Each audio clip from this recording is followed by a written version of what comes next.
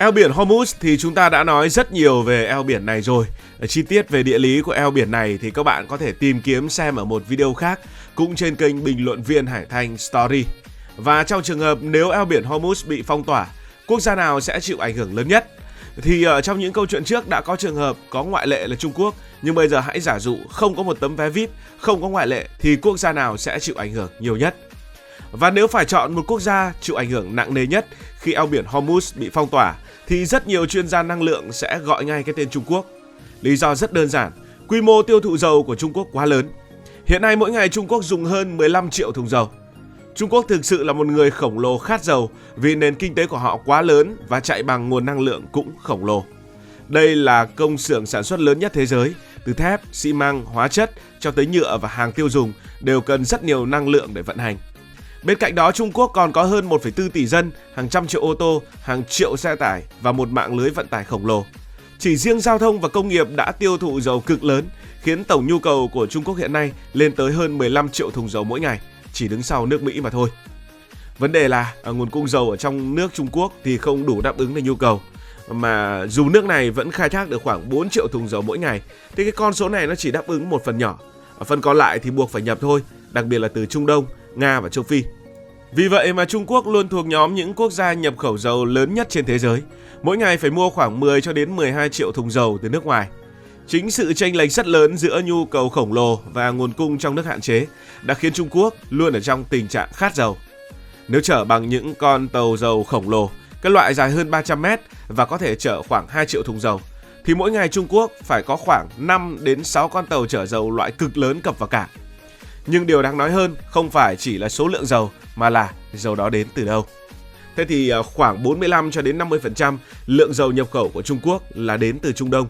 Những nhà cung cấp lớn nhất của họ đó là Ả Rập Xê Út, Iraq, các tiểu vương quốc Ả Rập Thống Nhất và Kuwait, một đối tác cũng cung cấp nhiều dầu cho Việt Nam. Ngoài ra còn có một phần dầu từ Iran. Vấn đề thì nằm ở chỗ, phần lớn dầu từ những nước này muốn ra được biển lớn thì đều phải đi qua eo biển Hormuz trước khi ra Ấn Độ Dương rồi mới đi tiếp sang châu Á. Nói cách khác, một phần cực lớn năng lượng của Trung Quốc phải đi qua cái cửa ngõ hẹp này. Tính sơ sơ mỗi ngày có thể có đến 4 đến 6 triệu thùng dầu dành cho Trung Quốc đi qua eo biển Hormuz. Đây là con số cực kỳ khổng lồ. Nếu tuyến đường này bị chặn lại, nền kinh tế lớn thứ hai trên thế giới sẽ cảm nhận cú sốc gần như ngay lập tức. Trước hết, đó là giá năng lượng. Các nhà máy lọc dầu ở Trung Quốc sẽ phải vội vàng tìm nguồn dầu thay thế từ nơi khác như Nga, Tây Phi hoặc Nam Mỹ. Nhưng dầu từ những nơi này phải vận chuyển xa hơn rất nhiều, chi phí cao hơn và cũng không phải lúc nào cũng có sẵn. Thứ hai đó là sản xuất công nghiệp. Trung Quốc được gọi là công xưởng của thế giới. Thép, xi măng, hóa chất cho đến nhựa hay phân bón, gần như ngành nào cũng cần rất nhiều năng lượng. Khi dầu tăng giá hoặc nguồn cung trở nên bất ổn, chi phí sản xuất cũng sẽ tăng theo. Thứ ba đó là vận tải. Trung Quốc có mạng lưới vận tải khổng lồ, hàng triệu xe tải chạy khắp các tỉnh, tàu biển chở hàng đi khắp thế giới, rồi máy bay vận chuyển hàng hóa. Khi giá nhiên liệu tăng, chi phí vận tải cũng tăng theo, kéo theo giá hàng hóa cũng tăng. Chính vì vậy, an ninh năng lượng luôn là một trong những nỗi lo lớn nhất của Trung Quốc. Đây cũng là lý do Trung Quốc xây dựng những kho dự trữ dầu chiến lược khổng lồ và cố gắng đa dạng hóa nguồn nhập khẩu, mua dầu từ Nga, châu Phi hay Nam Mỹ để giảm bớt phụ thuộc vào một tuyến đường duy nhất. Như vậy, nếu eo biển Hormuz bị chặn thì Trung Quốc là nước chịu ảnh hưởng lớn nhất. Thế chịu ảnh hưởng nhì là nước nào? Nếu mà Trung Quốc là quốc gia chịu ảnh hưởng nhiều nhất thì Nhật Bản là quốc gia phụ thuộc vào Trung Đông nhiều thứ nhì, nhưng nếu mà tính theo tỷ lệ thì lại cũng là rất cao. Nhiều thứ nhì ở đây là tính theo tổng số, còn tỷ lệ ở đây thì có thể Nhật Bản còn vượt ở Trung Quốc. Nhật Bản là một cường quốc công nghiệp, nhưng Nhật Bản từ xưa đã có rất ít tài nguyên năng lượng ở trong nước. Nước này gần như không có dầu mỏ đáng kể. Vì vậy nên phần lớn năng lượng phải nhập khẩu từ bên ngoài. Khoảng 90% dầu nhập khẩu của Nhật Bản đến từ Trung Đông. Các nhà cung cấp lớn nhất gồm có Ả Rập Xê Út, các tiểu vương quốc Ả Rập Thống Nhất, Kuwait và Qatar. Điều đáng chú ý là gần như toàn bộ dầu từ những quốc gia này đều phải đi qua eo biển Hormuz trước khi đến các cảng của Nhật Bản. Mỗi ngày thì Nhật sẽ nhập khoảng 3 triệu thùng dầu. Con số này nhỏ hơn Trung Quốc nhưng mức độ phụ thuộc lại cao hơn rất nhiều. Nếu eo biển Hormuz bị phong tỏa, phần lớn nguồn cung năng lượng của Nhật có thể bị ảnh hưởng ngay lập tức. Để đối phó với rủi ro này, Nhật Bản đã xây dựng một hệ thống kho dự trữ dầu chiến lược rất lớn. Những kho dự trữ này có thể cung cấp năng lượng cho nền kinh tế Nhật trong vài tháng, thậm chí có nguồn nói đến là gần 1 năm nếu nguồn cung bị gián đoạn. Thì họ có các kiểu dự trữ như sau. Thứ nhất là dự trữ bởi chính phủ. Đây là những kho dầu khổng lồ do nhà nước quản lý, thường nằm trong các bể lớn ở ven biển hoặc những kho ngầm dưới lòng đất. Lượng dầu này thường tương đương khoảng 90 ngày nhập khẩu. Thứ hai đó là dự trữ bởi các công ty dầu khí. Luật của Nhật yêu cầu các doanh nghiệp năng lượng phải giữ một trữ lượng dầu bắt buộc. Phần này tương đương khoảng 70 đến 90 ngày tiêu thụ. Như vậy cộng lại chúng ta đã có khoảng 6 tháng rồi. Và thứ ba là dự trữ với các nước Trung Đông rất là lạ. Nhật Bản có những thỏa thuận đặc biệt với Ả Rập Xê Út và các tiểu vương quốc Ả Rập Thống Nhất. Các nước này được phép lưu trữ dầu trong các kho tại Nhật và trong trường hợp khẩn cấp, Nhật có quyền ưu tiên sử dụng. Nếu cộng tất cả các nguồn này, tổng lượng dầu dự trữ của Nhật Bản tương đương với khoảng 8 đến 10 tháng họ sử dụng. Sau Trung Quốc, Nhật Bản, quốc gia kế tiếp phụ thuộc vào dầu của Trung Đông đó là Ấn Độ và một lần nữa lại phải đi qua eo biển Hormuz. Ấn Độ là nền kinh tế lớn của châu Á và là một trong những nước nhập khẩu dầu lớn nhất trên thế giới. Mỗi ngày nước này tiêu thụ khoảng 5 triệu thùng dầu và phần lớn trong số đó phải nhập khẩu.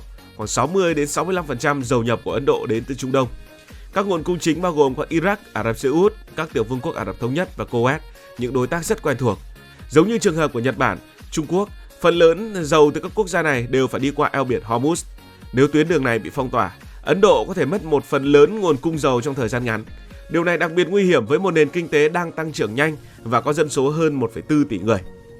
Giá nhiên liệu của Ấn Độ vốn vẫn là một chủ đề cực kỳ nhạy cảm, một chủ đề rất nhạy cảm về chính trị và kinh tế. Khi giá dầu thế giới tăng mạnh, chính phủ thường phải trợ giá hoặc giảm thuế để tránh lạm phát.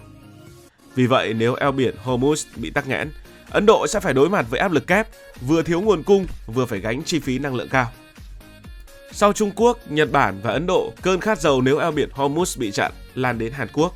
Hàn Quốc là một trong những nền kinh tế và công nghiệp mạnh nhất trên thế giới. Đóng tàu, sản xuất ô tô cho đến hóa dầu, rất nhiều ngành công nghiệp chủ lực của nước này tiêu thụ lượng dầu khổng lồ. Tuy nhiên Hàn Quốc lại có rất ít tài nguyên dầu khí trong nước. Khoảng 70% dầu nhập khẩu của nước này đến từ Trung Đông. Mỗi ngày Hàn Quốc phải nhập 2,7 đến 3 triệu thùng dầu. Phần lớn lượng dầu đó đi qua eo biển Hormuz trước khi đến các cảng công nghiệp lớn như Ulsan hay Busan. Nếu eo biển Hormuz bị phong tỏa, các nhà máy lọc dầu và tổ hợp hóa dầu khổng lồ của Hàn Quốc sẽ phải tìm nguồn cung thay thế trong tương lai. Điều này có thể khiến chi phí sản xuất tăng vọt. Và khi chi phí năng lượng tăng thì nhiều thứ khác cũng tăng theo. Những ngành xuất khẩu chủ lực của Hàn Quốc sẽ chịu tác động rất lớn. Nhìn vào bức tranh tổng thể, ta có thể thấy một điều rõ ràng. Các quốc gia châu Á là những nước lo ngại eo biển Hormuz bị chặn nhất. Lý do khá đơn giản. Châu Á là khu vực tiêu thụ năng lượng lớn nhất thế giới nhưng lại thiếu tài nguyên dầu khí. Trung, Nhật, Hàn, Ấn đều phải nhập khẩu phần lớn năng lượng của mình. Trong khi đó Trung Đông lại là nguồn cung dầu lớn bậc nhất trên hành tinh và con đường ngắn nhất từ Trung Đông sang châu Á chính là eo biển Hormuz. Chính vì vậy, tuyến đường hẹp này có ý nghĩa chiến lược cực kỳ lớn với các nền kinh tế châu Á. Nó giống như một chiếc van năng lượng điều khiển dòng chảy dầu của cả khu vực.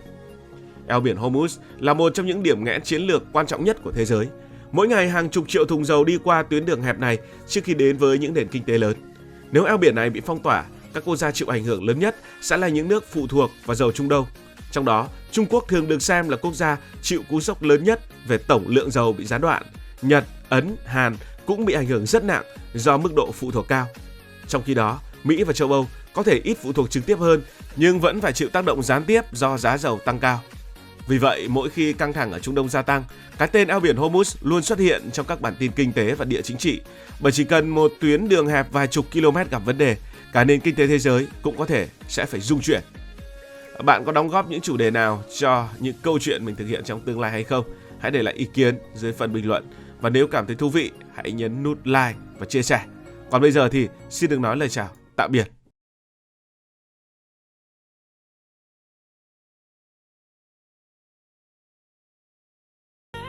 Cảm ơn các bạn đã dành sự đồng hành cùng Hải Thanh Story đi qua những vùng đất, khám phá những điều mới.